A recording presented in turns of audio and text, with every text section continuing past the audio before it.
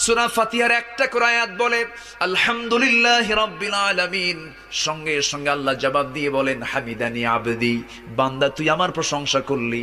আর রহমানির রহিম যখন বলে আল্লাহ বলেন আসনা আলাইয়া আবদি। মালিক ইয়াউমিদ্দিন যখন বলে আল্লাহ বলেন মাজ্জাদানি আবদি। এরপরে যখন বলে ইয়াকা না'বুদু ওয়া ইয়াকা নাস্তাঈন পর্যন্ত যখন বলে আল্লাহ বলেন বান্দারে তুই আমার কাছে কি চাস, প্রাণ খুলে চারে বান্দা। ইহদিনাস সিরাতাল মুস্তাকিম থেকে শুরু করে নিয়া ওয়ালাদ-দাল্লিন পর্যন্ত যখন বান্দা বলে তখন আল্লাহ বলেন বান্দা নামাজের মধ্যে এমন প্রেমের খেলা খেললি বান্দা, তুই যা চাইলি সব আমি আল্লাহ কবুল করলাম। ওই বান্দা যখন রুকুতে যায় আল্লাহ তখন অস্থির হন।